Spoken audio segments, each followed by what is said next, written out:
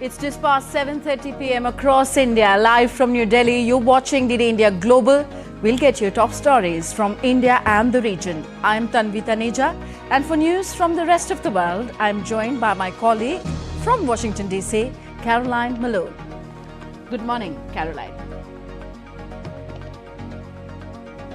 Good morning, Tanvi. It's 10 a.m. here in Washington and 3 in the afternoon across Central Europe. Coming up in the next 30 minutes, we will find out more about an aid ship that's on its way to Gaza from Cyprus, one in the first international efforts to get food to the region via the sea. But first, the headlines. White House dismisses Russian allegations that the US is trying to meddle in Russia's elections, calls these allegations categorically false.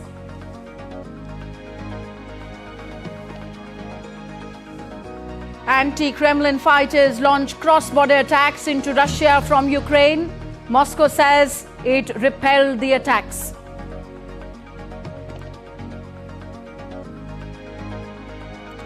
After months of civil war and no signs of truce, Sudan's army today took control of national radio and television headquarters from the paramilitary rapid support forces.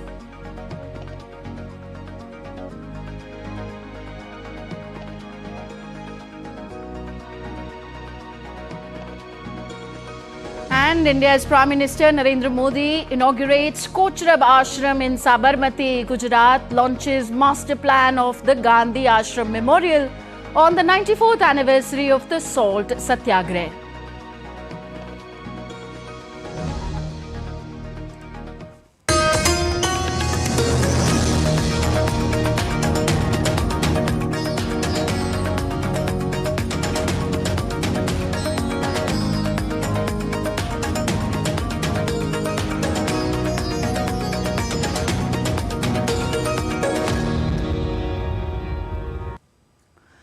Our first news about the Russia-Ukraine conflict. A video footage on Tuesday showed thick smoke billowing from a fire at a fuel and energy facility in Russia's Oryol. Ukraine launched a widespread assault on Russian targets using several drones and rockets to breach Russia's borders and cause significant damage. Russia reported repelling 7 attempted border crossings by Ukrainian forces, which they described as armed proxies. However, Ukrainian forces claimed to have breached the border, a claim disputed by Russia. Ukrainian President Volodymyr Zelensky claimed on Monday that the situation along the border lines have improved in the last 3 months. In an interview with France's BFM television, Zelensky said that Moscow's troops are no longer advancing after their capture last month of the eastern city of Avdiivka. Despite shortfall of weaponry, Zelensky said their strategic position is getting better, but suggested that the situation could change again if new supplies are not provided soon.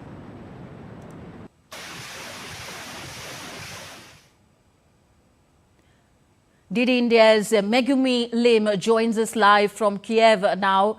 Megumi, it's probably for the first time that such cross-border attacks have been reported from Ukraine into Russia. What more can you tell us? Well, so this is not the first time that an incursion has happened from Ukraine to Russia, but you're right to say that an incursion of this scale could have happened for the first time. We're seeing 3 different paramilitary groups claiming to have crossed the border from Ukraine into Russia. The Siberian Battalion, the Freedom of Russia Legion, and the Russian Volunteer Corps. And we're seeing updates on social media where we are seeing unverified videos of Russian soldiers fleeing from their positions in the border regions of Ukraine and Russia, as we're seeing also reports that there's fighting happening as these paramilitary groups advance into these towns. So far, Russia has said that they have managed to repel these attacks, but we're also at the same time seeing updates and claims by these paramilitary groups saying that they have occupied some towns in these border regions, including the town of Lozovaya Rudka in the Belgorod region, and the town of Tetkino in the Kursk region. Now, these claims are so far unverified, but these are so far the updates that we have been seeing from their Telegram channels and their social media accounts. And so far, we don't know if these groups are acting under the orders of the Ukrainian armed forces. But the Ukrainian military intelligence spokesman, Andriy Yusov, did comment on these incursions, saying, confirming that these were indeed Russian citizens fighting for Ukraine. But that when they are at home, which he was referring to Russia, they have the right to do whatever they think is necessary to protect their civil rights and free their country from, in his words, Putin's dictatorship, and implied that they were acting independently of Ukraine. Now, again, this is not the first time an incursion has happened. The Freedom of Russia Legion has crossed into Russia's Belgorod region in the past. And again, the spokesperson, Yusov, did comment on this incursion, saying that the aim was to liberate these territories from Putin's regime and to push back the enemy, to create a certain zone to protect Ukrainian civilians. But these incursions this time around has happened days ahead of Russia's presidential elections, and we've seen a member of one of the paramilitary groups encouraging Russian citizens to ignore the upcoming election. So we're seeing a different kind of objective out of these incursions this time around. And Megumi, Ukrainian President Volodymyr Zelensky has said that the situation along the border has improved in the last 3 months. What is the actual situation on the ground?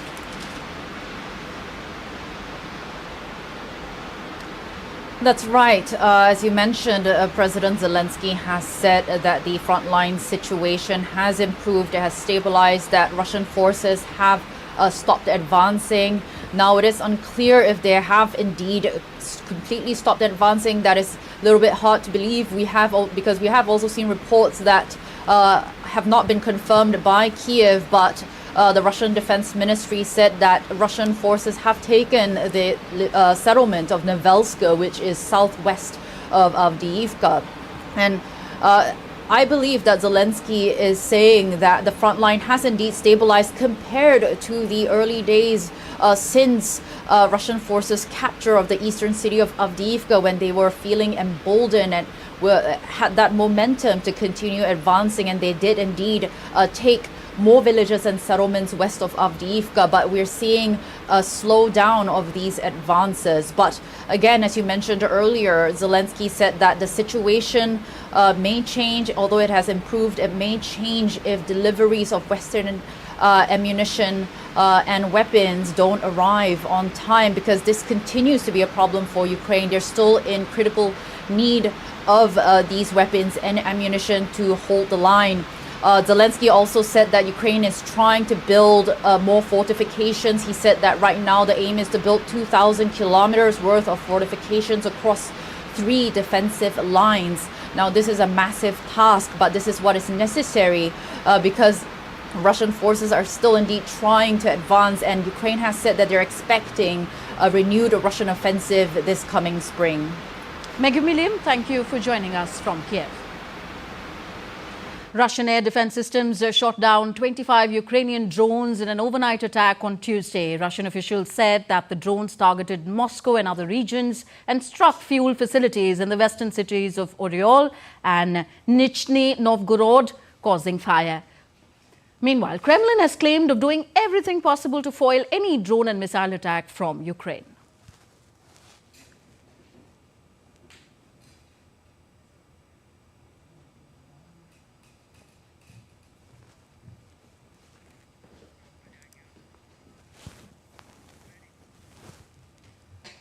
The first aid ship set sail from Cyprus today for Gaza as part of an effort by the UAE to open a maritime humanitarian corridor and bring relief to a population that is on the brink of a famine. My colleague Caroline Malone is in Washington, D.C. She gives us more on this and other stories making headlines around the world. Caroline, how long will it take for this first aid ship to reach Gaza? Well, thanks, Tanvi. We do know that this aid ship, carrying almost 200 tons of food to Gaza, left Cyprus early on Tuesday as part of a pilot project to open a new sea route for food aid. According to a senior official from the NGO World Central Kitchen, which has helped facilitating the aid programme, the ship carrying the essential food supplies to Gaza could arrive within days.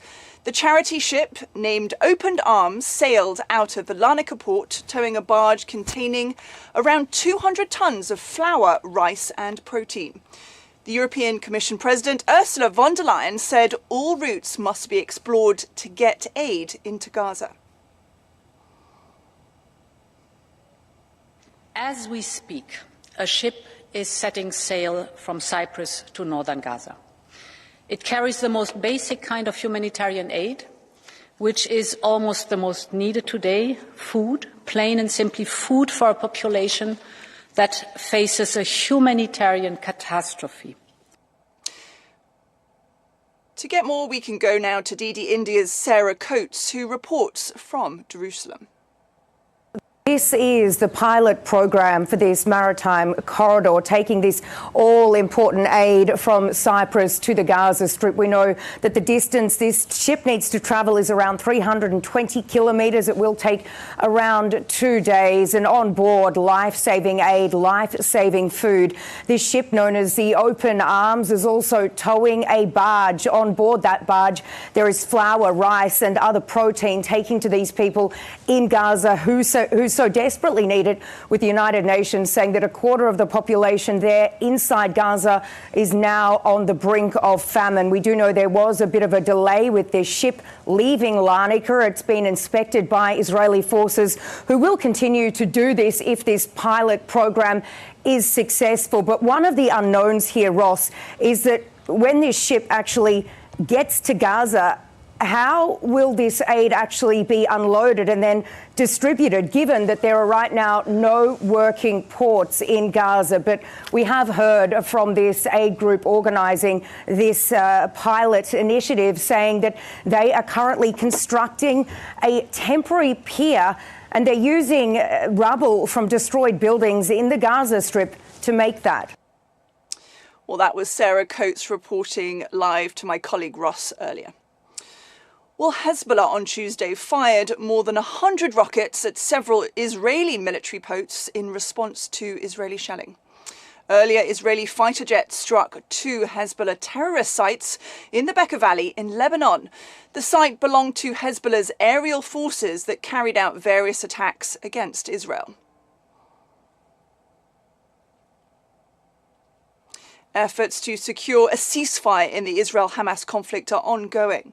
On Tuesday, Qatar asserted that it remains hopeful of a truce, even though they were not near to a ceasefire deal.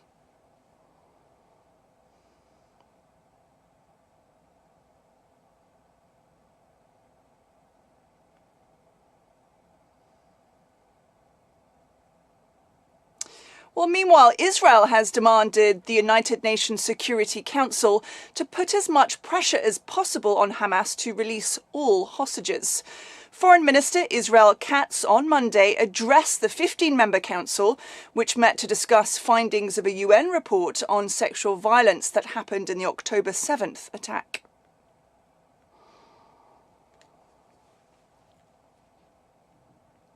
On the ground, we are not near a deal, meaning that we are not seeing both sides converging on a language that can resolve the current disagreements over the implementation of the deal.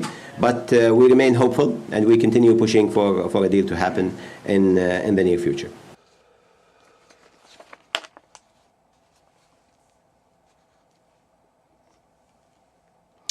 Well, at least 11 people were killed and 14 were injured after a US-British coalition launched airstrikes on Houthi rebels in western Yemen, striking port cities and small towns. At least 17 airstrikes were reported, including in the principal port city of Hodeidah and at Ras Issa port. Meanwhile, Houthis fired anti-ship ballistic missiles at a Liberian-flagged container ship in the Red Sea, but it did not hit the vessel.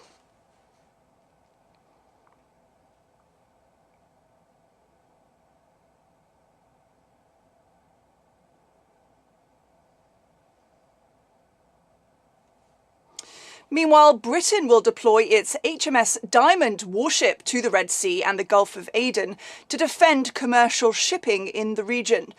UK's Defence Secretary Grant Shapps said in a statement the country will continue to be at the forefront of international response to the Houthis' dangerous attacks on commercial vessels.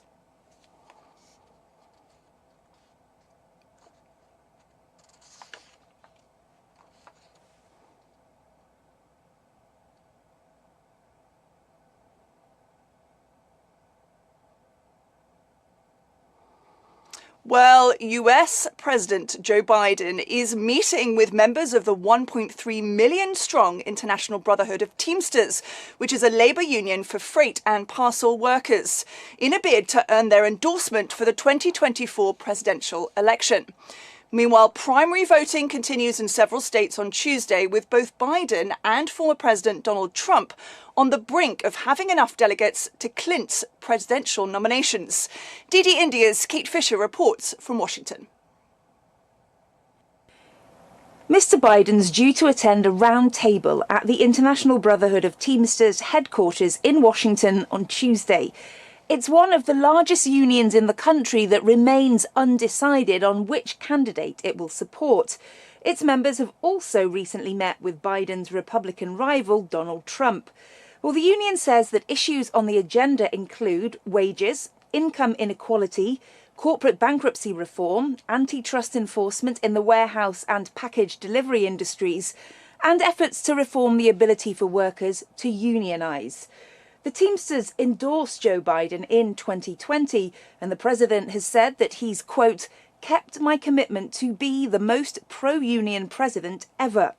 Well, union endorsements could be crucial in a presidential race among a very divided electorate where just a few thousand votes in several key states could decide the outcome of the 2024 election. One of those battleground states is Georgia, which holds its primary on Tuesday.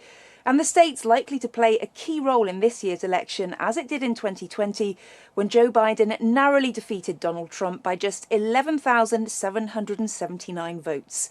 Trump's efforts to overturn those results are at the heart of an ongoing criminal case. Well, if both Trump and Biden are successful in the primary there and in other states also voting on Tuesday, they may secure enough delegates to officially clinch their respective parties' nomination for president. In Washington, Kate Fisher, reporting for DD India. Well, US President Joe Biden has unveiled a $7.3 trillion budget proposal to push for more funding to combat crime, restrict immigration at the southern border, and also send aid to Israel and Ukraine. The budget was sent to Congress on Monday, and it would cover the 2025 fiscal year beginning in October. The proposed budget also includes new programs to assist low and middle income Americans by lowering housing and childcare costs, while also cutting the deficit with higher taxes for the rich. Congress, though, is not likely to approve this proposal, but the document does form a central campaign message for the US president. Look, a fair tax code is how we invest in things that make this country great, from healthcare, education, defense, and so much more, research, development. But here's the deal. The last administration enacted a $2 trillion tax cut. $2 trillion tax cut that benefits the very wealthy in the top 1%, the biggest corporations, and exploded the federal deficit. Last administration added more to the national debt than any presidential term in American history.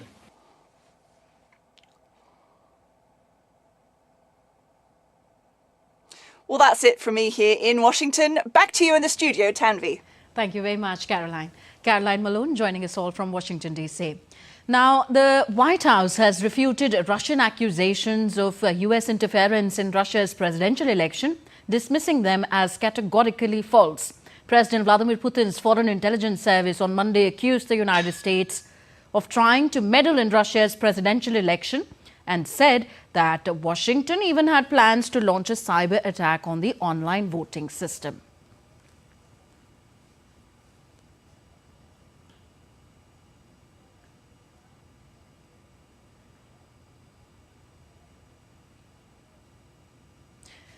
You're with us on DD India Global, still to come in the bulletin. Indian President Draupadi Murmu attends National Day celebrations of Mauritius as the chief guest, conferred with the honorary doctorate at the University of Mauritius. And German airline Lufthansa's cabin crew union goes on a two-day strike seeking higher wages. 120,000 passengers likely to be affected.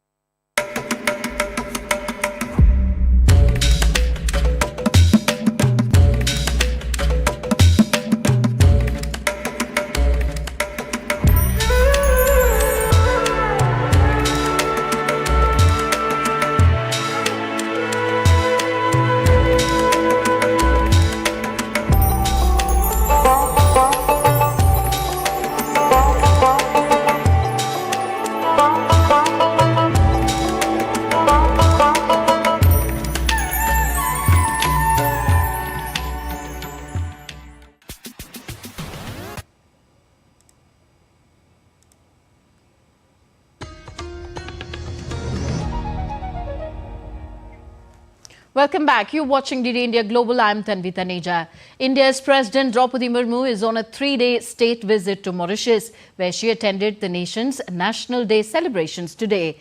President Murmu is the sixth Indian president to attend the Mauritian National Day celebrations as chief guest.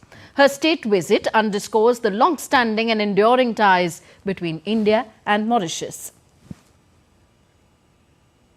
On to India now. Prime Minister Narendra Modi visited the western state of Gujarat earlier in the day. During his visit, Prime Minister inaugurated the redeveloped Kochurab Ashram in Ahmedabad. It was the first ashram established by Mahatma Gandhi, the father of the nation, after coming to India from South Africa in 1915. Further, Prime Minister Narendra Modi also launched the master plan of $1.2 billion Sabarmati Ashram Memorial Project.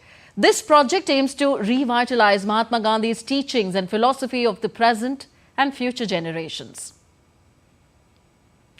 Deputy Prime Minister of New Zealand, Winston Peters, currently on a four-day official visit to India, met External Affairs Minister Dr. S. Jaishankar in New Delhi on Tuesday for bilateral talks. The leaders are expected to have productive discussions on strengthening ties between the two countries.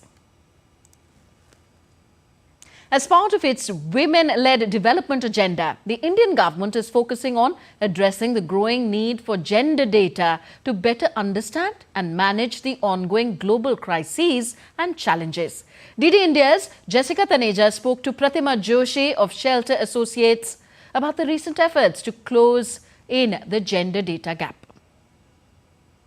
We have with us Pratima Joshi, who is from Shelter Associates based out of Pune. Pratima, thank you for speaking to DD India and taking out time. You were talking about a crucial challenge, which is the gender data gap that is not available for a lot of projects and policies to be implemented that could benefit a lot of women around the world. Tell us about the challenges you faced. You're using modern tech and various mechanisms to fill that gap. Tell us about that. So when we started out as architects 31 years ago, and founded Shelter Associates, the first thing in the first few years that we realized was that data was the missing piece. Cities were clueless about the poor in their cities. So first, it was important to put data in place. When we started doing data, we realized that there was a gender gap because all the data that had anyway been collected earlier, whatever little there was, just covered the men as household heads. Women were just nowhere. The cities were not even aware of the women. And that's where we decided to capture data around women. How are you capturing that data? So we do primary data. We don't rely on any secondary sources because there's hardly any secondary source. So we actually have teams within our organization who are data experts. We have a whole GIS team in place. We go door to door. We map each and every house. We map every infrastructure. We run a basic data set through every house and integrate all of that information on a GIS platform. So when you start asking the map a few questions, like how many houses have a toilet, for instance, it immediately gives you visually what are the gaps in sanitation, or what are the gaps in water, or what are the gaps in maybe, solid waste management. So we have started collecting data about even menstrual hygiene, capturing, how many women are there, who are the widows, the vulnerability aspect is also being captured. And we believe that all of this is going to help the government to actually reach out with all their social schemes. On to Africa now. Sudan's army announced on Tuesday that it had seized control of the national radio and television headquarters from the paramilitary Rapid Support Forces. The conflict between Sudan's army and the Rapid Support Forces erupted in April 2023 over disagreements regarding a transition to civilian rule. Both factions had previously staged a coup in 2021, derailing a previous transition initiated after the overthrow of former leader Omar al-Bashir in 2019.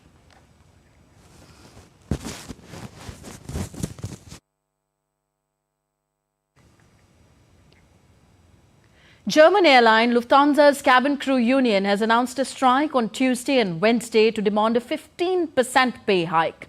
The strike is expected to impact departures of over 120,000 passengers from Frankfurt and Munich. Lufthansa has consented to elevate wage agreements to halt strikes, jeopardizing its 2024 operating margin goal, according to analysts and investors.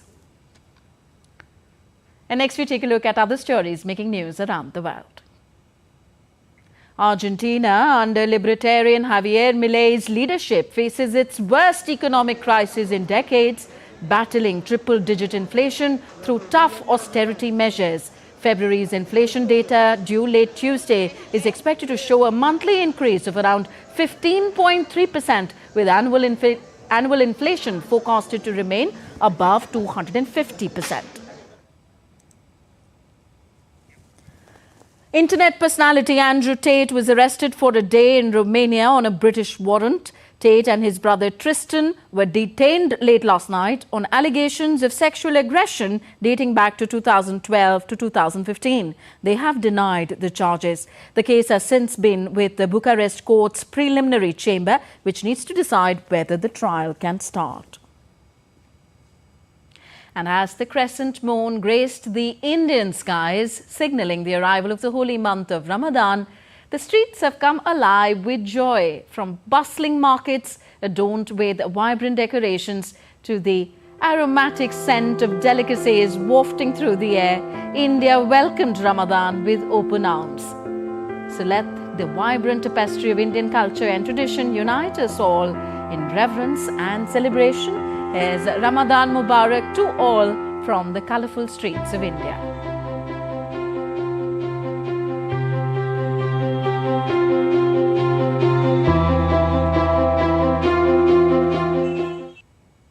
That's it in this edition of DD India Global. Do let us know your thoughts on the news of the day. Connect with us on Facebook, X, formerly Twitter and Instagram at DD India Live. I'm Tanvi Taneja from my entire team in New Delhi. Thank you for watching. Namaskar.